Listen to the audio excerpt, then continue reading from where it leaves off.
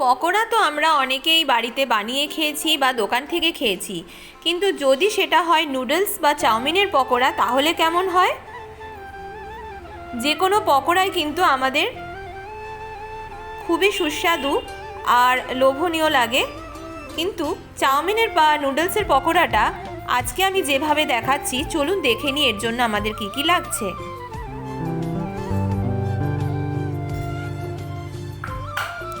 High বন্ধুরা, মাম্পি রান্নাবাটি চ্যানেলে সবাইকে ওয়ার্ম ওয়েলকাম।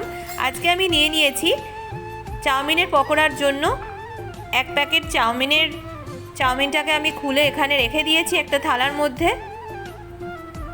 তারপরে 3টে ডিম নিয়েছি আর বাটির মধ্যে গরম জল করতে দিয়েছি, আর তার মধ্যে দিয়ে দিলাম, জল যখন ফুটতে শুরু করবে তার মধ্যে আমি নুডলসগুলো সমস্তটা দিয়ে দিলাম। যেভাবে আমরা বাড়িতে সাধারণত নুডলস বানিয়ে থাকি সেইভাবেই আপনারা বানাবেন। নুডলসের আরেকটা রেসিপি আমি দুদিন আগেই শেয়ার করেছিলাম, কিভাবে নুডলস সুন্দরভাবে সেদ্ধ করতে হয়, তার একটা কিছু টিপস আর ট্রিক্স আমি দিয়ে দিয়েছিলাম। সেই ডেসক্রিপশানের মধ্যে আমি ভিডিও লিঙ্কটা দিয়ে দেবো, আপনারা একটু চেক করে নেবেন। দেখুন আমার নুডলসটা সেদ্ধ হয়ে গেছে।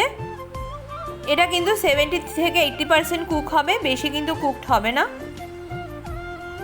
এরপরে আমি এর মধ্যে প্রথমেই দিয়ে দিয়েছি, এটা জল ঝরিয়ে নিয়েছিলাম, জল ঝরানোর পরে আমি এর মধ্যে প্রথমে দিয়ে দিয়েছি সামান্য পরিমাণে নুন, আর তার মধ্যে দিয়ে দিচ্ছি গোলমরিচের গুঁড়ো হাফ চামচ। সুন্দর করে নুন আর গোলমরিচের মিশ্রণটা দিয়ে নুডলসগুলো মাখিয়ে নিতে হবে। এরপরে এখানে আমি একটা বড় সাইজের পেঁয়াজ কুচি কুচি করে নিয়েছি আর 3-4টে কাঁচা লঙ্কা কুচো করা আছে। এরপরে 3টে ডিম এখানে ফাটিয়ে দিয়ে দিচ্ছি।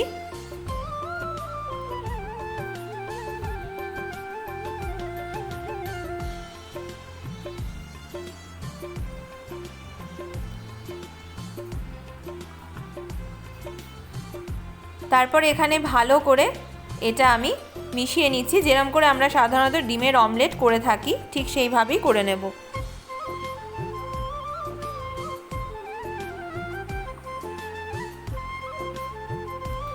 এরপর এর মধ্যে দিয়ে দিলাম সামান্য পরিমাণে নুন,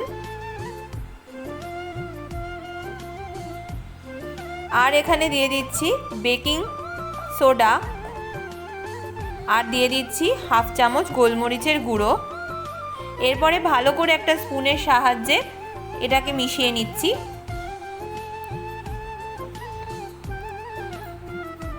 এটাকে আমি এবারে সাইডে বসিয়ে দিলাম। এরপর একটা কড়াই বসিয়ে দিয়েছি আর কড়াইয়ের মধ্যে তেল গরম করতে দিয়েছি। 2 থেকে 3 বড় কাপ মতো, চায়ের কাপের মতো তেল এখানে দিয়ে দিয়েছি রিফাইন্ড অয়েল।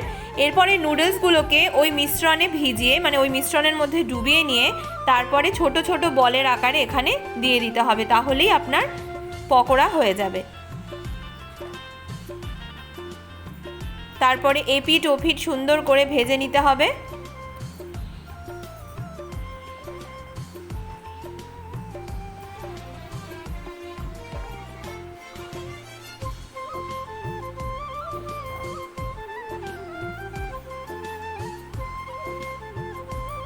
পকোড়াগুলো একদম লাল করে ভাজতে হবে, তাহলে কিন্তু মুচমুচে হবে বন্ধুরা।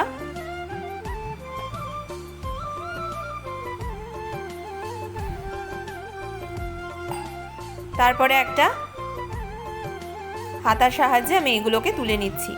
সামান্য একটুখানি নুডলস নিয়ে ওই মিশ্রণের মধ্যে, ব্যাটারের মধ্যে চুবিয়ে নিয়ে গোল গোল আকারে আপনারা বসিয়ে দেবেন, তাহলেই হয়ে যাবে নুডলসের পকোড়া। খুব ইজি রেসিপি আর খুব ঝটপট রেসিপি। এর থেকে তাড়াতাড়ি মনে হয় না আমার কোনো পকোড়া এর আগে হয়েছে বলে।